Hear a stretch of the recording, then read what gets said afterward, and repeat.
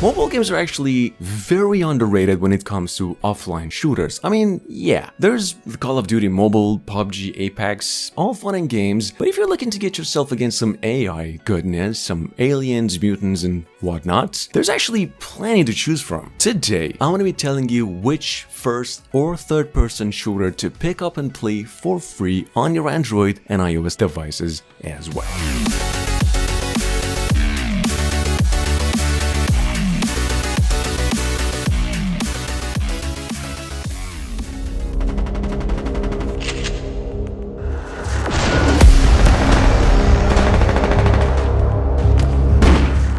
Alright guys, and number one, it's the old Special Forces Group series once again, because earlier this year the series just got itself a new entry, beta, and yes, in case you are new to this, is the sequel to the action player versus player shooter, and now with some pretty new and remade arenas visually and gameplay wise, with a ton of new weapons and fighters on basically a whole new level of visual graphics and technical performance. The game now even has an offline single player campaign. It is playable through 9 game modes in 8 versus 8 PvPs and lots of new weapons to choose from.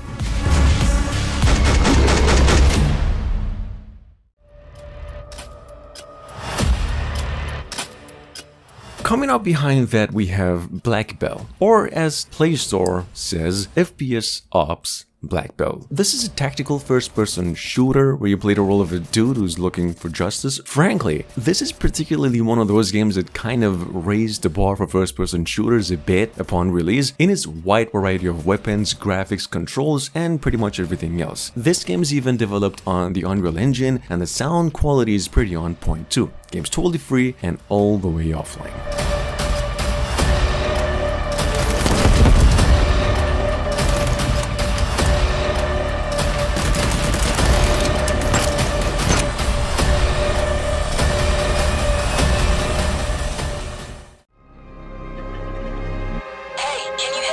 And number 3, technically the oldest game we're going to be talking about today, Dead Effect 2 from 7 years ago. Actually, this is a co-op first-person shooter and a role-playing hybrid. I would say depending on your device, it actually runs smooth. You can do whatever you want with this game and set it to your liking as far as you can imagine. The whole thing is playable offline. It is literally bug-free, got great graphics, some pretty good controls, lots of weapons, lots of unlockables, and the only problem is it'll take you down for 2 gigabytes of space.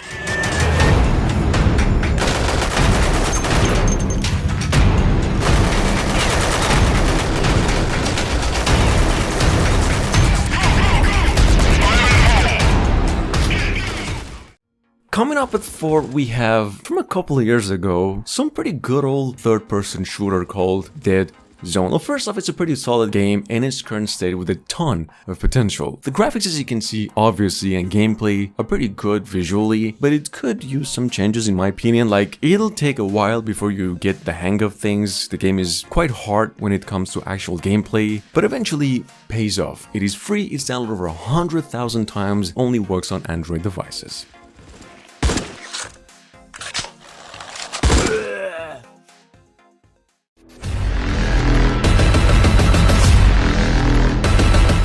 Number 5, sitting on both platforms with over 4.4 review scores and only 10,000 downloads ever since July this year, we've got something here called Cover Shooter from Free Fire Games, which is partly a third-person shooter and a squad-based at its core. It's a really good-looking game as far as I'm concerned, with a few problems in just overall gameplay options, where you can't really change the graphics or the gameplay buttons. The game's been actually receiving a lot of fixes since release. It's a good one. Next up, it's the old Cover Fire offline shooting. This is perhaps, in my opinion, the best offline first-person shooter to have ever landed on the mobile devices, with over 100 million downloads ever since release, and also a very positive review score. See, Cover Fire offline visually is kind of a console quality port, which makes it pretty hard at times to perform, but on strong tablet devices it's actually pretty good. Personally, this game reminds me of a game called Time Crisis. Like, the controls are simple and pretty easy to use. It is rewarding, and it's only taking you a few hundreds of megabytes of space. That's it.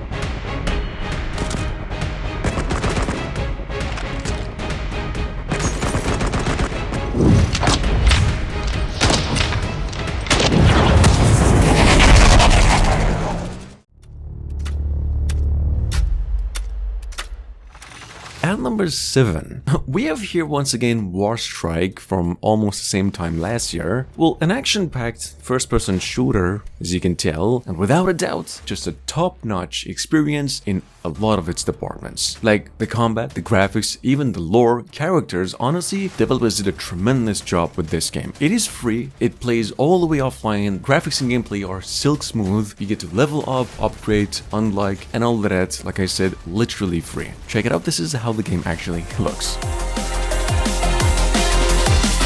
Heard you in the rain. Will you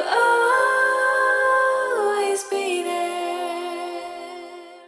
Overkill 3, on the other hand, is a third-person shooter and one with the main focus on completing missions in different regions around the world, where in each mission you'll be fighting against a different faction or organization. Unlike the previous game in its series, however, Overkill 2, which was a first-person shooter, Overkill 3 is actually a third-person shooter. Personally, I like this game a lot. It's a very nice little offline game with a real effort from developers, and it's got a decent replay value as well. It's free, easy to play, and has been around for more than 7 years now.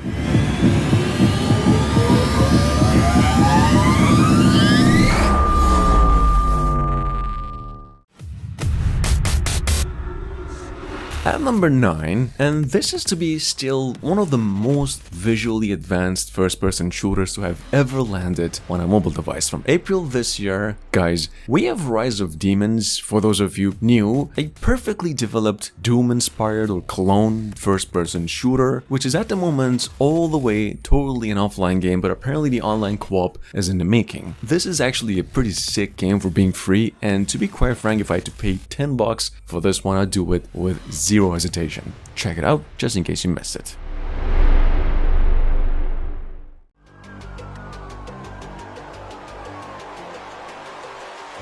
Moving on at number 10, we have Project Breach Online. I mean, don't get fooled by the name. It is actually a co-op online and offline game with a single-player campaign, lots of levels to play through, some pretty high-action shooting stuff in close combat even, and well, just a pretty good game overall, except it's a bit of a downgrade to when played offline, because, well, you know, game's totally free, takes you only 60 megabytes of space, and it's got a real supportive developer.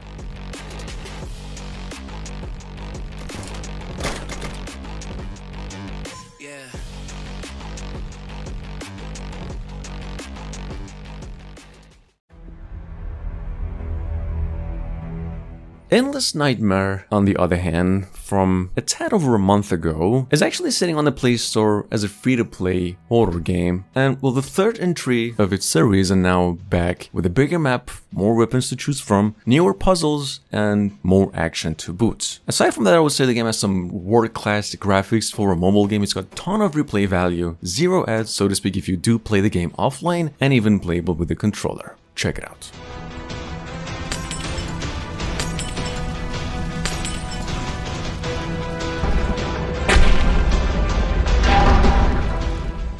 Coming up behind that, we have Last Hope 3. That is from only a couple of weeks ago and already downloaded over 500,000 times on the Play Store. It is an offline game with some superb realistic 3D graphics. Game's technically a zombie survival, mostly sniping, in which you have to help a few survivors to rebuild the city. It's a very good game. It's a tad greedy. It even has some House of the Dead vibes in there, in case you're into that, and a ton of content to play through.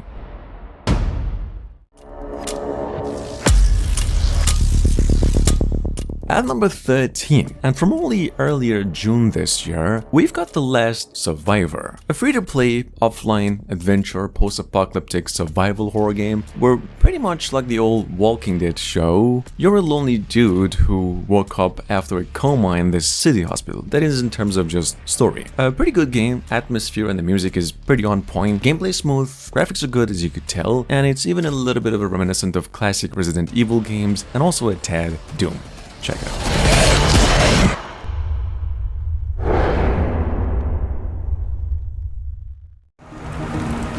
On the other hand, however, and actually from the creators of Stick Squad, some folks who've been coming up with non-stop stickman games, today we have a stick first-person shooter and an adventure mix from all the way back 2018 though, but well, one that's still holding a pretty good reputation on the Play Store, a game called Stained Act 1. There ain't really much to talk about with this one except it is a story-heavy game and it's not an easy game to play, but it's a good one.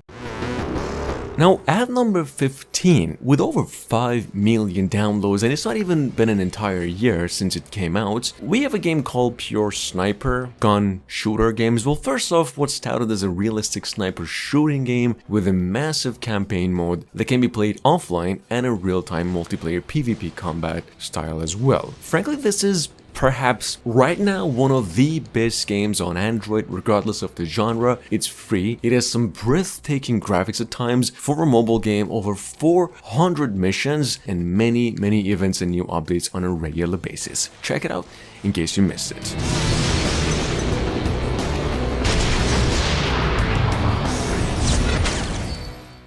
At number 16, and this is a quick mention y'all, we have Sniper League The Island from last year around the same time now, as a tactical sniping sim to be specific that can be played both online and offline. Well, obviously the fun part would be the online and the several modes you get to go through, but still a very good game with lots of missions to spend, a decent amount of time with, and lots of cool activities as well. Moving on.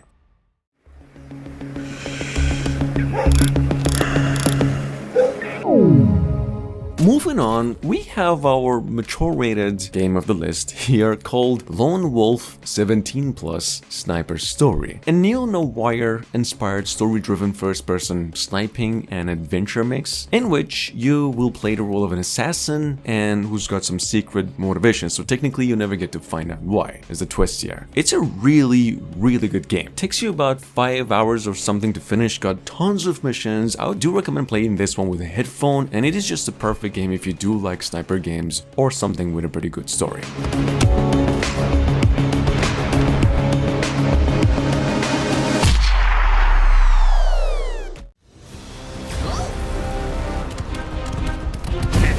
And last but not least, I would say technically the only game today that isn't really free to play, and perhaps that is why it's only downloaded over 10,000 times ever since April this year. We have Gunfire Reborn, which is basically an adventure level-based first-person shooter with roguelites and RPG elements. It's technically just Borderlands and on your phones with a randomly generated encounter system, a pretty good depth, but literally zero story. To be quite frank, you're not going to be able to find a much better level-based first-person shooter on the Play Store than this right now.